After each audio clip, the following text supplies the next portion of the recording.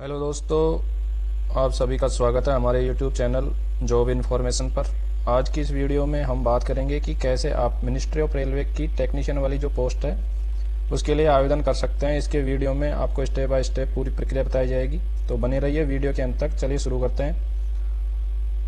देखिए दोस्तों, टेक्नीशियन की जो भर्ती है वो उसका नोटिफिकेशन आउट हो चुका है, और जिनकी ड्रीम जॉब है रेलवे की उनके लिए एक बहुत अच्छा मौका है और वो इस जॉब के लिए आवेदन अप्लाई कर सकते हैं। तो चलिए स्टार्ट करते हैं। थोड़ी सी इन्फॉर्मेशन मैं आपको दे देता हूँ। आपको इस बात का पता होना चाहिए कि इससे पहले जो भी वैकेंसी आती थी वो एएलपी और टेक्नीशियन दोनों साथ में आती थी, लेकिन उन्होंने इस बार पैटर्न चेंज करा है। टेक्नीशियन की जो पोस्ट है वो अलग से निकाली है, तो एक बार देख लीजिएगा। तो चलिए हम पहले तो इसका नोटिफिकेशन डाउनलोड करते हैं, उसके बाद में आपको उसके बारे में जो भर्ती प्रक्रिया है उसके बारे में चर्चा करते हैं। जैसा कि मैंने आरआरबी चेन्नई को ही खोल दिया, तो अपन देखेंगे इसके नोटिफिकेशन दे रखा है, तो नोटिफिकेशन यहाँ से आप डाउनलोड कर सकते हैं। तो देखिए 9/3/2024 से इसके फॉर्म स्टार्ट हो चुके हैं और 8/4/2024 तक इसके फॉर्म चलेंगे, और रात को 11:59 तक आप फॉर्म को फिल कर सकते हो कम्प्लीटली। और पेमेंट की लास्ट डेट भी जब ही है 8/4/2024, ठीक है। ध्यान रखिए कम से कम 10 या 5 दिन पहले इसका फॉर्म आप फिल कर दीजिए, क्योंकि लास्ट में सर्वर अगर डाउन चलता है तो आपको प्रॉब्लम आ सकती है। और एक बार में ही आप अच्छे से फॉर्म को फिल करें। 9/4/2024, 18/4/2024 इसके बीच में एक लिंक ओपन होगा। अगर आप गलती से कोई इन्फॉर्मेशन या आपको फॉर्म फिल करने में कोई मिस्टेक कर देते हैं तो उसके लिए एक लिंक ओपन होगा, उसमें आप एडिट कर सकते हो और सही कर सकते हो, लेकिन उसके लिए आपको अतिरिक्त शुल्क देना पड़ेगा, 100-150 जो भी है। अभी उसका देखा नहीं है, आगे चर्चा करते हैं उसके बारे में, या फिर जब इसका लिंक ओपन होगा तब ये नोटिस डालेगा रेलवे, तो आप उसको देख सकते हो, ठीक है। आगे चलते हैं। इसमें जो पैटर्न चेंज करा है अब की बार, जो भर्ती है पर्सनली अब की बार टेक्नीशियन की अलग से भर्ती आई है, तो इसमें पोस्ट को 2 भागों में बांटा है। एक तो टेक्नीशियन ग्रेड फर्स्ट सिग्नल वाली है और इसका लेवल 5 की है, और B1 इसका मेडिकल स्टैंडर्ड है, और 18 से 36 वर्ष के लोग इसके अंदर फॉर्म भर सकते हैं। 1092 में इसकी पोस्ट है। और टेक्नीशियन ग्रेड थर्ड वाली जो लेवल 2 की पोस्ट है, और इसमें 18 से 36 वर्ष के लोग इसमें फॉर्म भर सकते हैं, और 8052 पोस्ट इसकी टोटल है, और 9144 दोनों को मिला करके टोटल पोस्ट है, ठीक है। अब आगे चलते हैं। रेलवे ने अब की बार, या रेलवे हमेशा अपेयरिंग को मान्य नहीं रखता है, इसके लिए कम्प्लीटली आपके पास डिग्री होनी चाहिए। जो भी आप कर रहे हो, जैसे ITI कर रहे हो, डिप्लोमा कर रहे हो, बीटेक कर रहे हो, तो अगर आपका रिजल्ट नहीं आया है तो आप फॉर्म नहीं भर सकते। इसने दे रखी है 2/2024 से पहले आपका रिजल्ट आ जाना चाहिए। उसके बाद में अगर रिजल्ट आता है और आप फॉर्म फिल करते हो तो अपेयरिंग से आपका फॉर्म फिल नहीं होगा, या फिर अगर आप ऐसे भी अगर लगा करके अगर फॉर्म को फिल कर देते हैं तो लास्ट में आपका ये वेरिफिकेशन के टाइम पे आपको निकाल दिया जाएगा, ठीक है। चलो आगे चलते हैं। इसके अंदर देखो, जो CBT के अंदर 1/3 नेगेटिव मार्किंग रहेगी, और आगे चलते हैं। ये देखो मेडिकल का स्टैंडर्ड के बारे में इसने बता रखा है कि A3 जो है वो किस तरीके का मेडिकल स्टैंडर्ड होता है, इसका क्या क्या क्राइटेरिया है, क्या क्या इसके अंदर है। तो सभी चीज़ों के ऊपर डिस्कस करना थोड़ा सा कठिन होगा, तो जो मेन चीज़ें उसके ऊपर अपन डिस्कस कर लेते हैं। और इसको मैं डिस्क्रिप्शन के अंदर इसकी लिंक डाल दूंगा, तो आप इसको डाउनलोड कर सकते हो नोटिफिकेशन को, और खुद से भी आप थोड़ा बहुत देख सकते हो कि क्या क्या चीज़ें हैं। और आगे चलते हैं। ये जो इसकी जो एज है उसके लिए है, टेक्नीशियन ग्रेड फर्स्ट सिग्नल के लिए 18 से 33 वर्ष है, और टेक्नीशियन ग्रेड थर्ड 18 से 30 वर्ष है इसकी भी। ये सामान्य ये जो जनरल के लिए है, और ये SC ST OBC के लिए। ये टेक्नीशियन ग्रेड फर्स्ट सिग्नल वाली जो पोस्ट है इसके लिए 18 से 36 वर्ष है, और टेक्नीशियन ग्रेड थर्ड है इसके लिए 18 से 33 वर्ष है, ठीक है। आगे चलते हैं। कैटेगरी वाइज इन्होंने छूट दे रखी है। SC ST के लिए 5 साल तक की छूट है, OBC के लिए 3 साल तक की छूट है, ठीक है।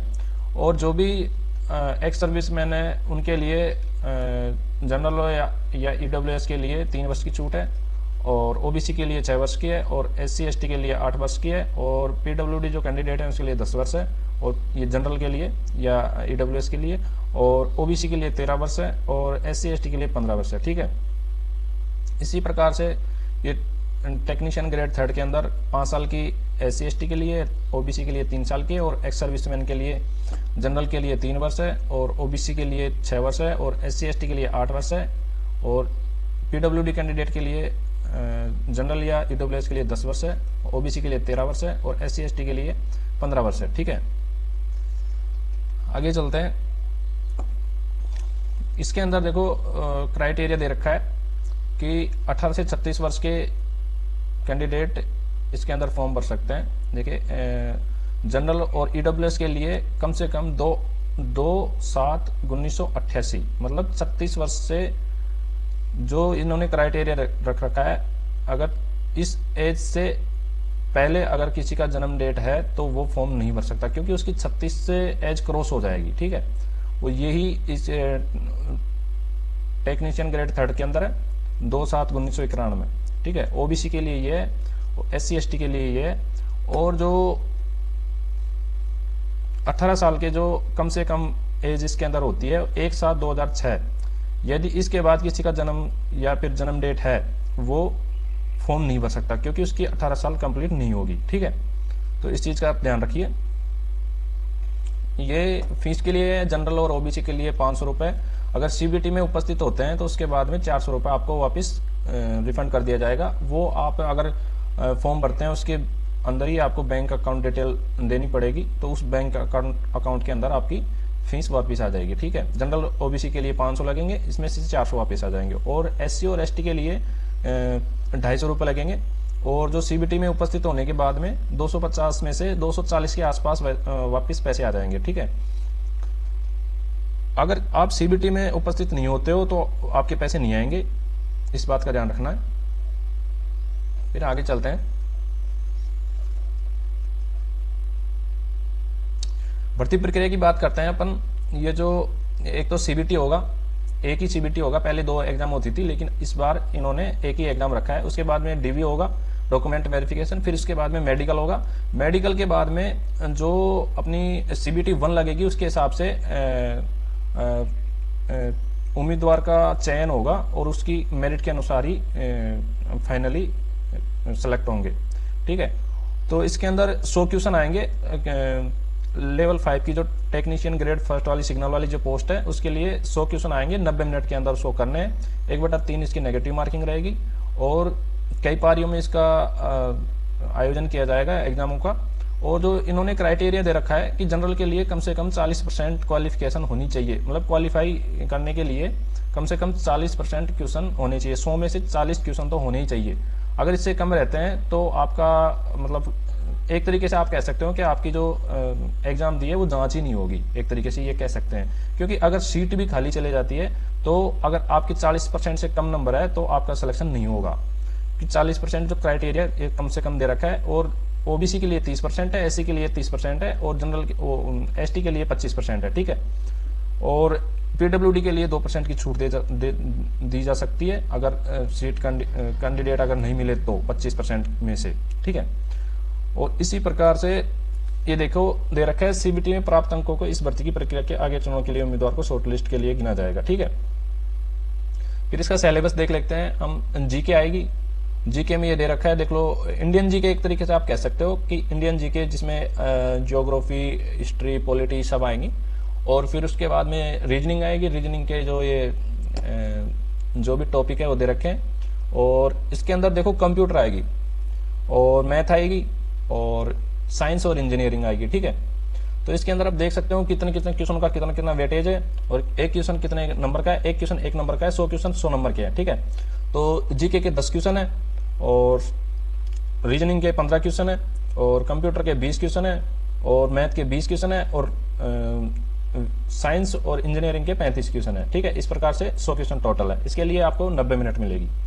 और जो लेवल 2 की जो पोस्ट है टेक्नीशियन 3 वाली, उसके लिए भी 100 क्वेश्चन आएंगे, 90 मिनट इसके लिए मिलेंगे। 1/3 नेगेटिव मार्किंग रहेगी, और इसके बाद में वही इसके अंदर क्राइटेरिया दे रखा है, जनरल के लिए 40 और ओबीसी के लिए 30, एससी के लिए 30, एसटी के लिए 25%, ठीक है।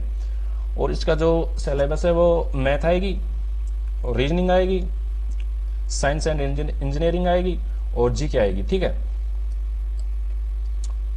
तो इसके बाद में आप इसके जो क्वेश्चन ऑफ वेटेज है वो देख सकते हैं। 25 क्वेश्चन मैथ के आएंगे, 25 क्वेश्चन रीजनिंग के आएंगे। तो आप इसमें देख सकते हो टेक्नीशियन थर्ड वाली में मैथ रीजनिंग का वेटेज बहुत ज़्यादा है और साइंस का 90 क्वेश्चन तो यही हो गए और 10 क्वेश्चन जीके के आएंगे। हालांकि जीके को भी आपको सीरियसली लेना है, तो इस प्रकार से जीके के 10 हो गए और सामान्य जो साइंस है वो 40 क्वेश्चन होंगे और साइंस और रीजनिंग के 25 क्वेश्चन हो गए और मैथ के 25 क्वेश्चन हो गए, ठीक है। इस प्रकार से 100 क्वेश्चन के 100 नंबर आएंगे, ठीक है। आगे चलते हैं। ये जो टोटल बोर्ड है उनकी वेबसाइट ऑफिशियल दे रखी है, यहाँ से आप क्लिक करके आप सीधा ऑफिशियल वेबसाइट पे भी जा सकते हो। और इसके अलावा हम चर्चा करेंगे क्वालिफिकेशन के ऊपर। जो देखिए जो टेक्नीशियन जो ग्रेड फर्स्ट वाली जो सिग्नल वाली लेवल 5 की जो पोस्ट है उसको आप देख सकते हो कि इसके अंदर क्या क्या क्वालिफिकेशन चाहिए। इसके अंदर आप देख सकते हो कि फिजिक्स या इलेक्ट्रिक्स या कंप्यूटर साइंस या सूचना प्रौद्योगिकी आदि में आप अगर बीएससी कर रखे हो तो आप फॉर्म भर सकते हो टेक्नीशियन ग्रेड फर्स्ट सिग्नल वाली में। इसके अलावा 3 साल का अगर आपने डिप्लोमा कर रखा है तो आप भी फॉर्म भर सकते हो। और इसके अलावा अगर आपने बीटेक कर रखी है तो आप इसके अंदर फॉर्म भर सकते हो, ठीक है। और जो टेक्नीशियन ग्रेड थर्ड वाली जो वैकेंसी है उसके अंदर आप 10th प्लस एनसीवीटी से या इसके अलावा आईटीआई अगर आपने कर रखी है, फिटर, इलेक्ट्रीशियन और काफ़ी आईटीआई है, उनको मिला करके अगर आपने 10th प्लस आईटीआई है तो आप इसका फॉर्म भर सकते हैं। और 10th प्लस अप्रेंटिस भी कर रखी है तो आप इसका फॉर्म भर सकते हैं, ठीक है। तो चलिए, आशा है आप लोगों को ये समझ में आया होगा कि किस प्रकार से इस वैकेंसी की भर्ती प्रक्रिया किस प्रकार से होगी। और अगर आपको हमारा वीडियो अच्छा लगा तो हमारे चैनल को सब्सक्राइब करें और अगली जो सूचना हम लेकर के आए वो आपके पास तुरंत पहुंचे। और इसके अलावा मैं अभी इसके जस्ट बाद एक वीडियो लेकर आ रहा हूं जिसके अंदर आप देख सकते हैं कि इस फॉर्म को कैसे फिल करेंगे, ठीक है। और फिर आप अगर देख करके और खुद से भी फॉर्म को फिल कर सकते हैं, ठीक है। तो हमारे चैनल को सब्सक्राइब करें, ठीक है। Okay, thank you.